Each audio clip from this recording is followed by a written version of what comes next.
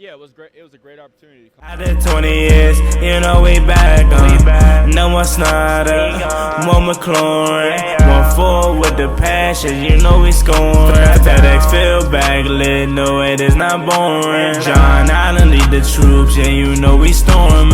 Burgundy and gold in my veins, yeah I bleed that. St. Jude saw the ball, grab a pig, yeah I need that.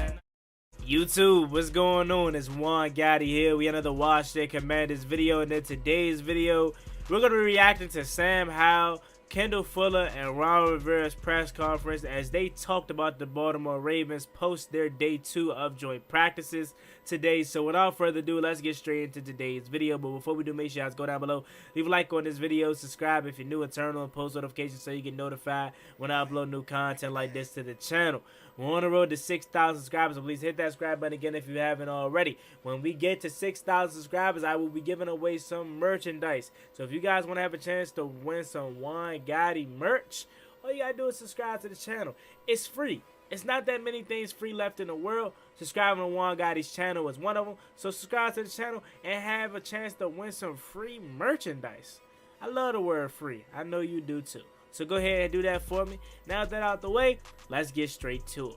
Now, before we react to these press conferences, okay, I have a gripe. I have a bone to pick with a certain Washington Commander player, and that is Cody Barton. So as we know, yesterday the Washington Commanders and Baltimore Ravens, they got into it, multiple scuffles, Manuel Forbes and a receiver, and then the big jump with Danny Johnson got body slammed by Mark Andrews.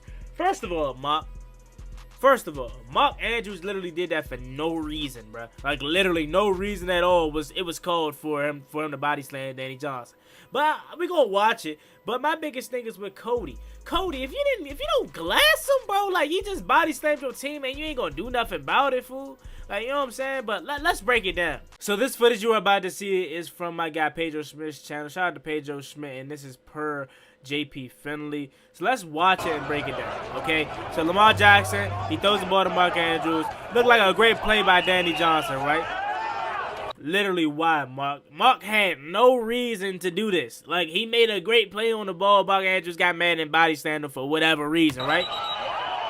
Alright, that's not my biggest problem. This right here is my biggest problem. Cody, you supposed to sock him or something, bro. He just threw your teammate for no reason. You supposed to glass him, bro. Like, do something. You know what I'm saying? You supposed to steal him. Like, bro. Cody, bro.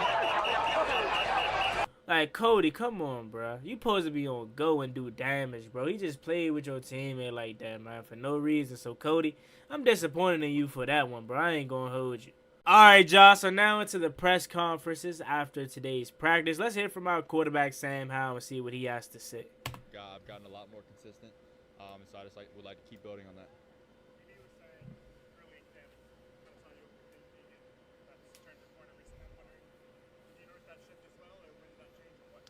Yeah, I mean, I think the main thing is I'm just more confident in the offense, and I'm way more comfortable out there calling the plays and knowing what we're trying to accomplish with the play that we're calling. And I feel like I'm in a really good place mentally with what EV's trying to do, and we're on the same page, and it's just a lot fun. It's a lot more fun going out there now, and I'm kind of just playing instinctive at this point. I'm going back to, you know, how I'm just out there playing football at this point. There's not really much thinking to go on, just because I'm very comfortable with the offense. And that's a great thing to hear because, I mean, as a young quarterback, I'm not concerned about him overthinking because he's a young quarterback. So, obviously, when stuff is thrown at you, especially an enemy kind of offense, you're going to overthink in the beginning. So, I'm not really mad at him for that. I wouldn't even be mad at him if he was still overthinking. But the fact that he's not anymore and he's just going out there to play ball, love to see it from Sam Howell, man. A guy, you can tell he's a guy that puts in the work in the books to learn the playbook, and it's starting to pay off, man. I love Sam Howell already, bro, and he hasn't even done much for this team, but you can just tell he gets it, and you can just sense that he's going to be the next big thing.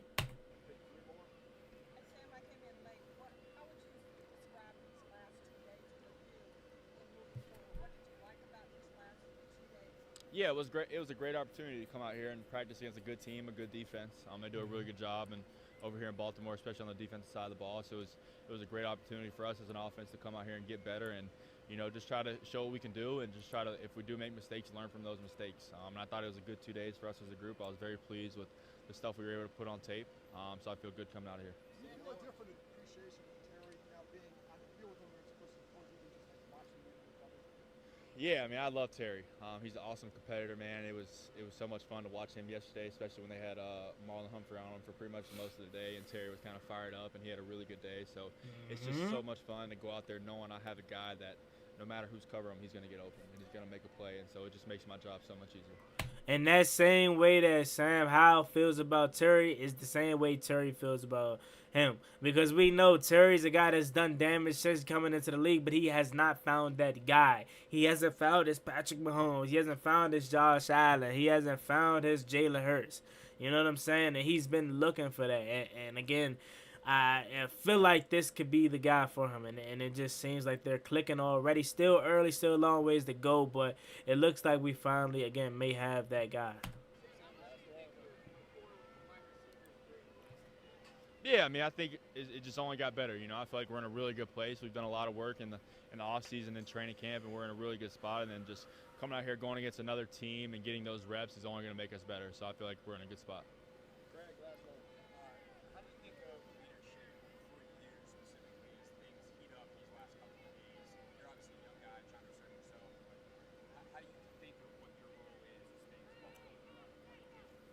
Yeah, I mean, obviously it's tough to kind of control everybody when the emotions are so high and everyone's in a fight. But I mean, just when we're in the huddle, man, just trying to get the guys to refocus and settle down. You know, obviously tempers are going to get a little high out here, and you want it to be competitive. You know, it's a competitive sport, and you want guys to truly care about it and care about their teammates and stand up for their teammates. So I think that stuff's all good, but it's just all about my job is to get those guys to settle down and just focus on what's really important, and that's their job. All right, thanks, sir. Thank you guys.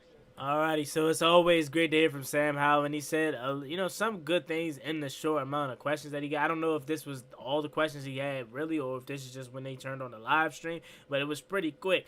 But the thing that I took away from that was really the first question, him saying that he's settling down, and he's seeming more comfortable and just going out there to play ball. You know, Ron Rivera speaks to it every day. It's like one thing that he would like to see Sam Howell do is get the ball out faster. And, you know, as he continued to get more comfortable and more, familiar with the offense and, confident, he'll start to get the ball out quicker. You know, again, like I said, he's still super young, and this is his first year starting. So I'm not worried about Sam Howell at all. I have the utmost confidence in Sam Howell to be successful. Alrighty, so next up we're hearing from cornerback Kendall Fuller. You know, it's always a great time to hear from Kendall Fuller because we rarely hear from Kendall Fuller. He's always a reserved, quiet guy. And he's a guy that I feel like a lot of people underappreciate. Love me some Kendall Fuller because, he's going to maybe have a slow start, but he's going to always finish strong. And every team needs a veteran guy like a Kendall Fuller. I think just competing, man. DB is one of those positions to where you go through highs and lows. He's from Baltimore too, so that's cool. You got to have a lot of respect for what you do on the field, and you got to have the utmost confidence in your ability. So just for the guys to come out and compete, guys make plays, you make plays, and you just keep on lining up with that confidence. And to see young guys consistently step up and just make plays from the ones, twos, threes, it was big. Good to see.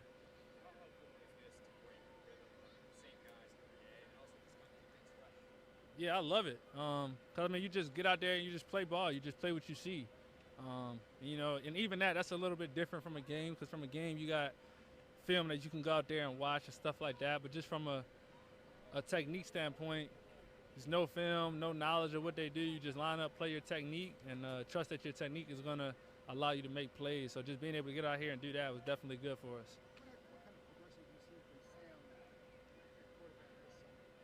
He's been good. I haven't watched him the last 2 days just from being on different fields, but just making throws, man. I remember the other day he made an out route on me, which that pisses me off, but just to see him be able to put those throws in spots that DBs can't get it. And, I think that's the good NFL quarterbacks. That's what separates a lot of times college from the NFL. Quarterbacks can put the ball to where a defensive back, no matter how good the coverage is, you just can't get to it. So to see him just have the confidence to make those type of throws, to throw on, and things like that, it's been good to see. Yeah, I was, but it was one of those for me. I was nothing I can do better. He made a good throw, and you make quarterbacks try to make those type of throws, and he made them. So to see him make those type of throws, that's gonna be good for us on Sundays.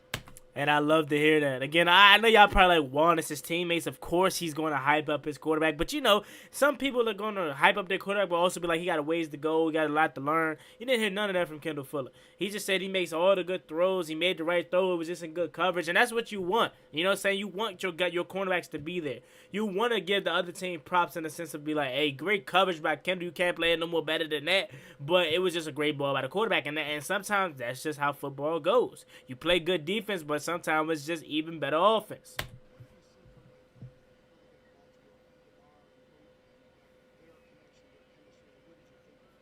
Yeah, just good talent, man. Just veteran guys. You know, even Odell, just going up with him, just certain moves that he makes at the top of his routes. If you have good coverage, he'll give you an extra move to kind of sell it. And you know, I think just them kind of just learning each other, feeling each other. You can definitely see it. You know, I'm sure they're gonna have a good year. Both good players. So it was fun to get out there and go out and compete against them. How have you seen Cam Curl? How have you seen him get better this year? What did he come in this training camp and what he needed to have? I mean, I've always been a big fan of Cam, man. He's just an overall good football player. He can make plays all around the field. So for me, it was nothing that I haven't expected from him, nothing that I feel like he hasn't put out on tape over these last 3 years. So for me, he's just coming out being the same Cam Curl, and that's all we need him to do. Including the first time you were here, is this the deepest, most talented defensive back group you've been in? I mean, yeah. I mean, it's early right now. I think my second year we had a pretty deep group too. But, you know, ultimately, all that'll tell once we get out there on Sundays and go out there and make plays. So, you know, preseason is good to prepare, but, you know, nothing matters until you go out there every Sunday and make plays. Kendall, going up against the Ravens as a team, do you feel like maybe you guys grew closer and bonded in these last 2 days to get the day off? Yeah. I mean, anytime you go against, you know, guys that aren't your teammates, you got to come together.